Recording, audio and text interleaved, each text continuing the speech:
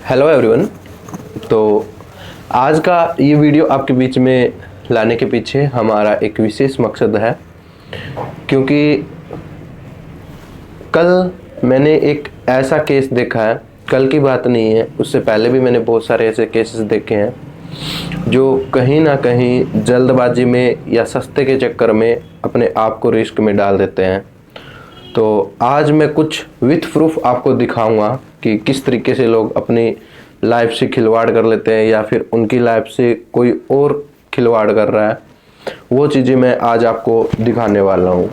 अभी जो मेरे पास केस आया है, उन्होंने स्पीच थेरेपी लिया था। उनको यही डाउट था कि उनको प्यूरोफोनिया है, और जहाँ तक उन्होंने हमारे पास अपना ऑडियो सैंपल भेजा था, उसमें भी हम डायग्नोस कर पा रहे थे कि इतना कुछ मेजर प्रॉब्लम उनकी साउंड के अंदर नहीं आ रहा था।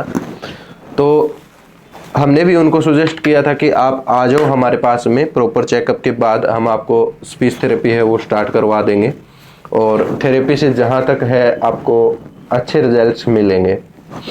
लेकिन हुआ क्या, उस दौरान उन्होंने थोड़ी जल्दबाजी की, थोड़ा सस्ता ट्रीटमेंट देखा, या फिर यूँ समझ लो कि घर बैठे बहुत अच्छे से क्योर होने का एक सपना देखा। लेकिन वहाँ उनकी ये जल्दबाजी उनको रिस्क में डाल गई।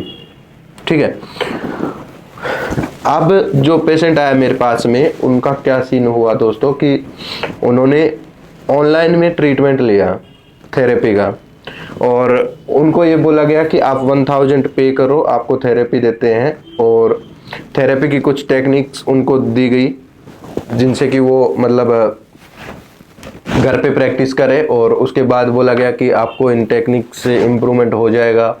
इस तरीके से उनके साथ हुआ। लेकिन उसके बाद हमें जो उनकी रिपोर्ट देखने को मिल रही है, वो रिपोर्ट आपके सामने मैं आपको दिखा देता हूँ। ये प्रॉपर उनकी रिपोर्ट है, ठीक है। और अभी आप इस रिपोर्ट में मैं आपको प्रॉपरली दिखाता हूँ।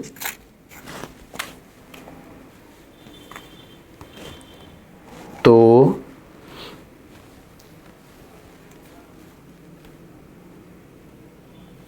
अभी आप ये रिपोर्ट आप देखोगे, इस रिपोर्ट के अंदर आपको प्रॉपरली यहाँ पे दो चीज़ें इनके अंदर क्रिएट हो चुकी है, ठीक है, जिनका नुकसान इनको आज भुगतना पड़ रहा है। मैं पेशेंट का नाम तो यहाँ पे हाइड कर दिया है रिपोर्ट के अंदर, प्राइवेसी इशू के कारण। और डेट आप देख सकते हो कि ये कल की ही रिपोर्ट है, फ्रेश रिपोर्ट है बिल्कुल। तो इसके अंदर एक तो जहाँ पे आप देखोगे वोकल कॉर्ड के अंदर प्रॉपरली एक गैप आ गया है, फोनेटरी गैप। मैंने बहुत सारे वीडियोज में कहा है कि आप इस तरीके का ट्रीटमेंट मत लो, और जहाँ भी ट्रीटमेंट लेते हो तो वहाँ पे आप थोड़ा अवेयर रहो यार। मतलब लाइफ का सवाल है, आप थोड़ी उसके बारे में जान पहचान करो, उसके डिटेल्स वगैरह मांगो। मैं वीडियो में बताता हूँ आपको कि किस तरीके से आप अपने आप को बचा सकते हो।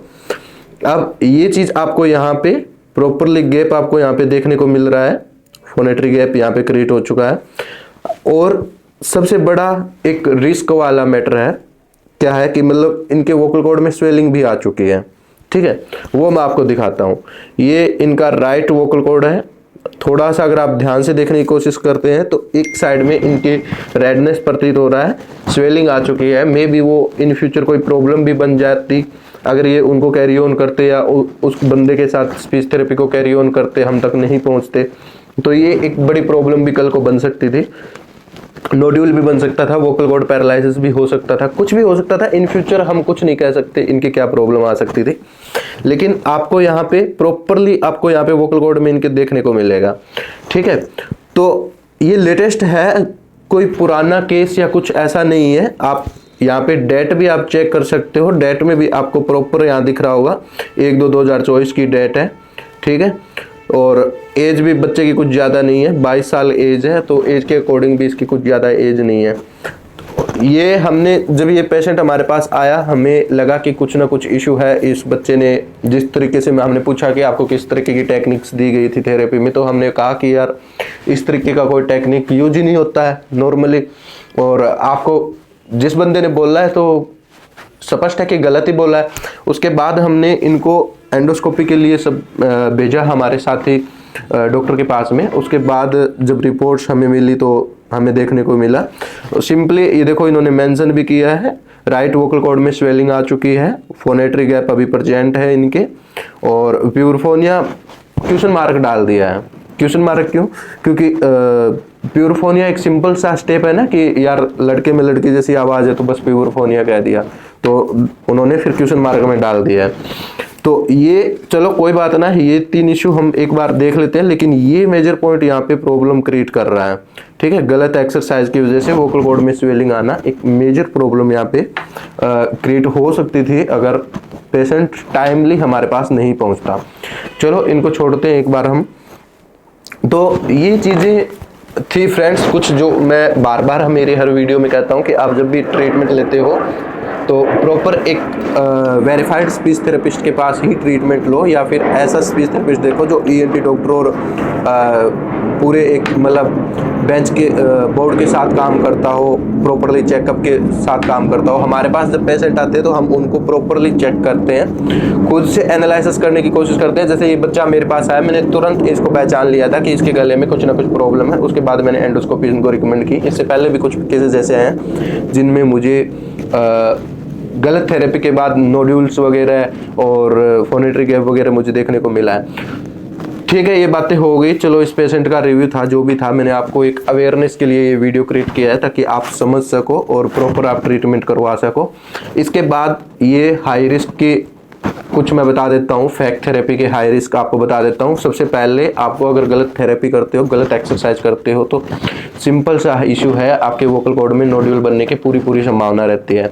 दूसरा हो सकता है आपके वोकल कॉर्ड में पैरालिसिस का भी चांसेस बन जाए, भगवान ना करे कि आपके ऐसा बने, आप फैक थेरेपी लेते हो उस दौरान में, बट फिर भी चांस है कि बन सकता है।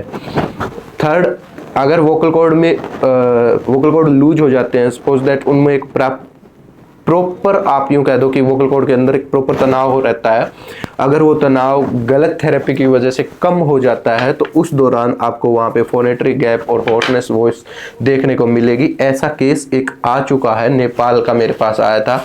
हो सकता है वो बच्चा आज वीडियो देख रहा हो, उसको पता हो कि उसने फैक थेरेपी लिया था, उसके बाद उसकी आवाज का क्या हाल हुआ था। मैं कुछ नहीं कहना चाहूँगा, वो उनका पर्सनल मैटर है कि वो गलत थेरेपी ले रहे हैं, अपने रिस्क पे ले रहे हैं।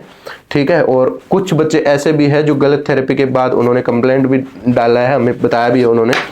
ठीक है, तो ये रिस्क मैंने आपको बताया। अब बात करते हैं कि अगर आपने अभी तक इस रिस्क में नहीं पड़े हो तो आप क्या कर सकते हो। सबसे पहले आप जब भी थेरेपी लेते हो, XYZ कोई भी इंडिविजुअल है, उनसे RCI नंबर पूछे। RCI नंबर एक होता है, rehabilitation council of India provide करवाती है RCI नंबर का। ठीक है, तो RCI नंबर ये बताता है आपको कि बंदे ने क्या एजुकेशन की है और वो स्पीच थेरेपी के लिए एलिजिबल है या नहीं है। अगर कोई बंदा फैक थेरेपी देता है या फैक मतलब इस तरीके की घटनाएं होती है तो उस दौरान क्या होता है, आप RCI में लेटर लिखकर उसके खिलाफ एक्शन ले सकते हो कि इन्होंने हमें फैक थेरेपी दी है, इनका रजिस्ट्रेशन आपके साथ है भी नहीं।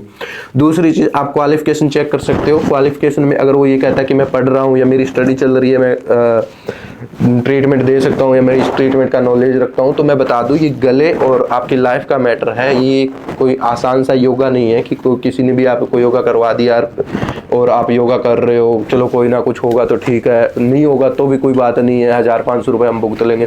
तो वहाँ 1500 भुगतने की जरूरत नहीं है, वहाँ पे आपको कुछ लंबा प्रोसेस फिर फॉलो करना पड़ता है जब आपके वोकल नोड्यूल या वोकल पैरालिसिस हो जाते हैं। तो थर्ड पर्सन, आप उनसे ये भी पूछ सकते हो कि अगर उनका क्लिनिक है या नहीं है, किसी भी लोकेशन पे वो वर्क कर रहे हैं नहीं कर रहे हैं, उनका वर्क एक्सपीरियंस कहाँ पे है, किस डॉक्टर या किस ऑडियोलॉजिस्ट स्पीच थेरेपिस्ट के साथ वो वर्क कर रहे हैं, क्या उनका सीन है, और उनका खुद का कोई मतलब पर्सनल क्लिनिक या फिर वो इस फील्ड में वर्किंग में है या नहीं है, वो चीज़ें आप पूछ सकते हो। सिंपली है, आपकी सेफ्टी के लिए पूछ सकते हो। उनका नॉलेज भी आप जान सकते हो कि किस तरीके का क्या नॉलेज रखते हैं।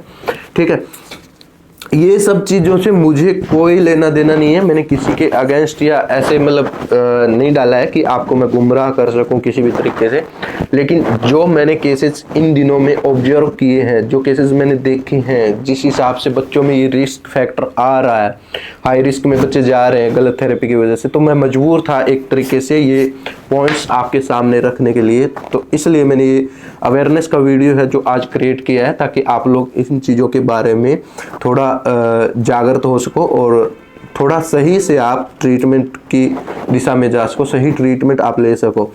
चलो ठीक है, अगर 5-10 साल का बच्चा है, उसका वोकेबलरी डेवलप नहीं हुआ है, आप कहीं भी प्रैक्टिस करवा रहे हो, कोई इशू नहीं है। वो क्या कुछ भी करता है, मतलब वो वेरीफाइड है या नहीं है, XYZ जो भी है, कोई इशू नहीं है। वो बच्चे को प्रैक्टिस हो रही है, वर्बल और आर्टिकुलेशन की प्रैक्टिस वो करवा रहे हैं, गेम्स वगैरह करवा रहे हैं, कोई इशू नहीं है। वहाँ पे ये चीज़ें आप कर सकते हो। लेकिन जब बात एडल्ट्स की आती है, जब बात वोकल्स की आती है, जब बात आपकी आवाज़ की आती है प्रॉपरली, और जब बात किसी डिसीज़ की आती है, जब बात किसी मेजर प्रॉब्लम की आती है, तो उस दौरान में आपको प्रॉपर वे में वेरीफाइड स्पीच थेरेपिस्ट के पास ही जाना बेटर रहता है। ऐसा ना हो कि आपका छोटा सा एक लालच आपको बड़े से नुकसान की तरफ धकेल दे। तो इसी वजह से मैंने आज का ये वीडियो क्रिएट किया है। आई होप कि आप सारी बातें मेरी समझ गए होंगे, और इसके बाद आप अपना डिसीजन लीजिए कि आपको कहाँ ट्रीटमेंट लेना है और किस तरीके का ट्रीटमेंट आपको लेना है।